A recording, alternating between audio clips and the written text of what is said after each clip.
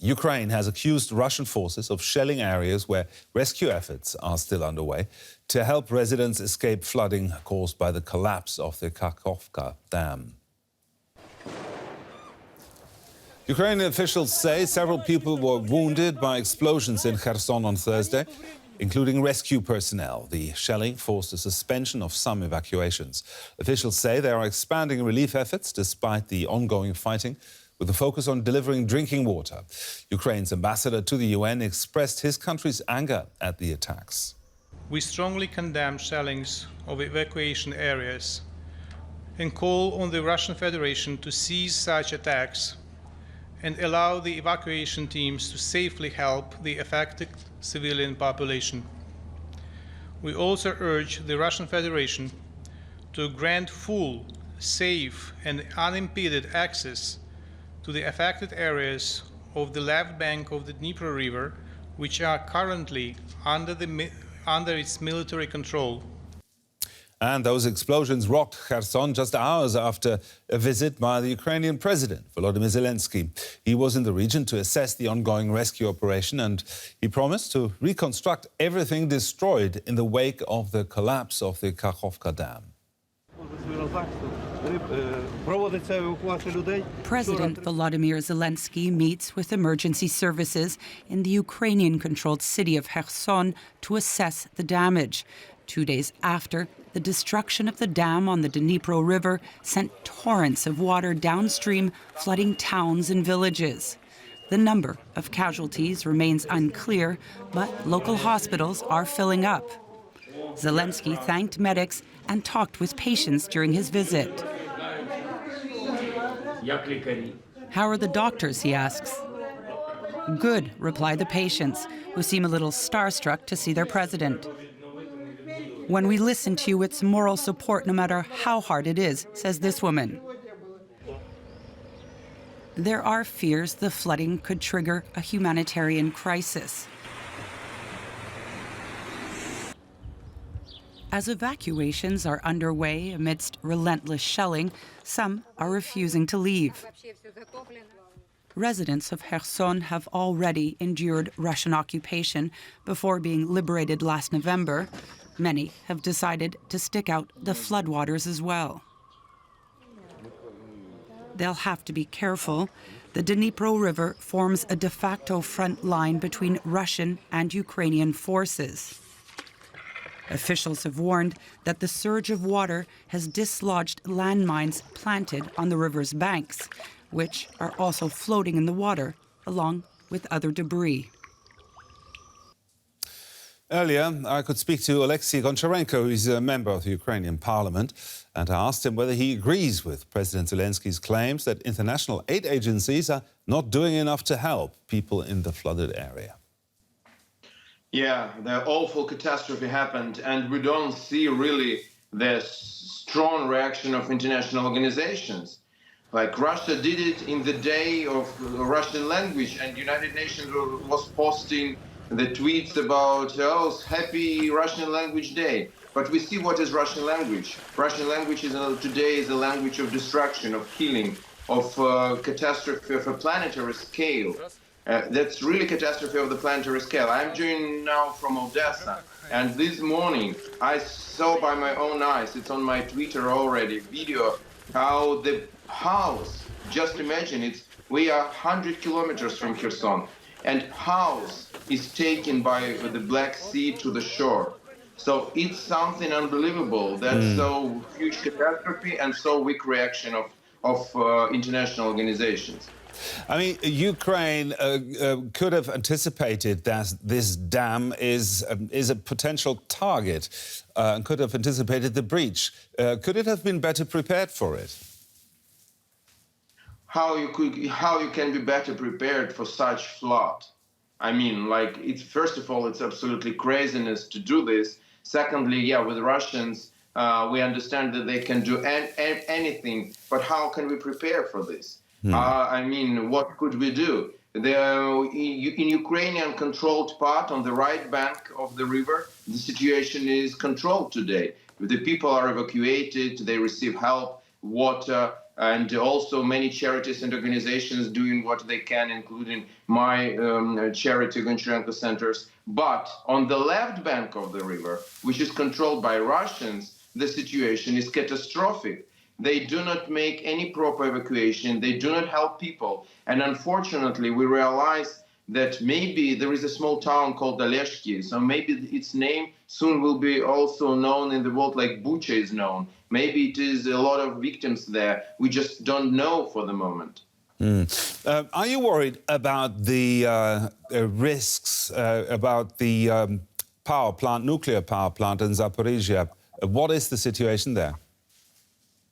Yeah, we are very worried. That is one more concern of possible long-term consequences of what Russia did with the Kakhovka dam, because the water from reservoir upstream from the dam was used to cool reactors of Zaporizhia nuclear power plant, which is the biggest in Europe and the third biggest in the world, just imagine. And in general, that is for the first time in human history that nuclear power plant is directly involved in the military activities, which is absolutely craziness. So we also address the world to help us just to stop this nuclear blackmailing and to retake control of the Zaporizhia nuclear power plant by Ukraine. That's the only way for us to understand that it is safely.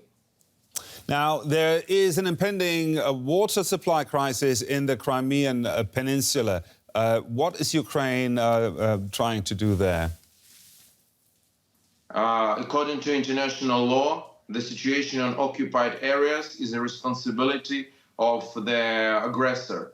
So we can't do anything in Crimea. That is in Russian hands from 2014, and they have all the responsibility to organize life there. So we can't do anything about this. Thank you very much, Alexi Goncharenko, a member of the Ukrainian parliament. Thank you. Now let's get more on this with Mike Martin, a senior war studies fellow at King's College in London. Mike, there has been continued shelling in Kherson's flooded areas, even as people are being evacuated. Is Russia attempting to seize this vulnerable moment to retake Kherson? No, that's not what they're doing. But what they are doing is impeding the rescue efforts on the Ukrainian side, makes it much more difficult for them, means they have to spend more time and more resources thinking about it. And this is time, obviously, that their officials could be using to think about how to conduct the counteroffensive. So it's a distraction and it's designed to slow Ukraine down. Now, is either side gaining any advantage from the situation that was created by the dam breach? No, not really. I think actually the Russians intended it for it to be a smaller breach than it did. It's wiped out quite a lot of Russian positions. Both sides are having to expend quite a lot of effort. We've heard from your correspondent all the efforts the Ukrainians are having to make with civilians, and the Russians are having to reposition quite a lot of their troops because the bank that they were on, the left bank, the southern bank, was lower and so is greatly affected by the floodwater. Now, Russia claims to have beaten back several major offensives in the last days, while Ukraine has once again denied it has already launched its counteroffensive. How much strategy is there already in this rather mixed messaging? So my understanding of the situation is that south of Zaporizhia, there is a Ukrainian thrust, and we've seen some of the, for example, German Leopard tanks used there. It's one amongst 3 or 4 or 5 different areas where the Ukrainians are attacking. But that particular area, which I think you're referring to, there's several lines of Russian defensive lines, trenches, minefields, anti-tank ditches. And in those areas, there have been Ukrainian assaults that haven't been particularly successful, but nor should we expect them to be. This is the beginning of a major offensive, and there will be points at which Ukrainian vehicles get destroyed. It's really too early to tell. We're a day into this sort of major activity south of Zaporizhia, and things will unfold over the next week or two. Mike Martin there in London. Thank you very much, Mike. Thank you. And joining me now from Helsinki is Oksana Kuyansiva. She works with the Ukrainian humanitarian organization Vostok SOS. Oksana, how is the fighting and shelling in Kherson affecting the aid and the evacuation effort? Hello, thank you. Right now, our evacuation teams are working in Kherson region from the first moment that this disaster happened. And yes, it's a hard shelling. Day by day, Russia is still bombing Kherson, despite of all our efforts to evacuate civilians from this disaster. Now, President Zelensky has criticized international aid groups for doing too little and being too slow. Do you agree? The most important what international organizations should really do now is to help to get access to the left bank, to the occupied territories. It's real humanitarian disaster because a lot of people there, elderly people without access to drinking water, they still are there and they do not have any chance to survive, in fact. Now, we've heard a lot about the dangers of floating landmines and dislodged ammunition. How real is that danger, and has anything happened yet? This danger is real. A lot of landmines are floating in the water, and this is the cause of a lot of deaths, or it may affect a lot of deaths. And demining, it's the biggest problem right now in Ukraine. But you see, with the amount of water, it really puts these floating landmines as the biggest challenge for Ukrainian rescuers who are helping and for Ukrainian civilians who are still staying in the floated areas. So what do people need right now?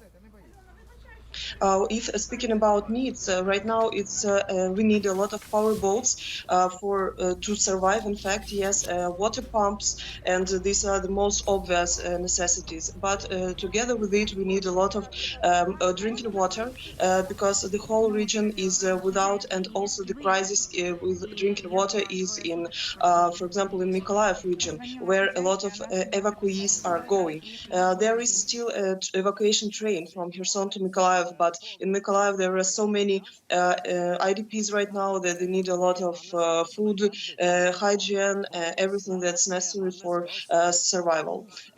So yes, the biggest challenges. Also, there are challenges to establish new collective centers for evacuees.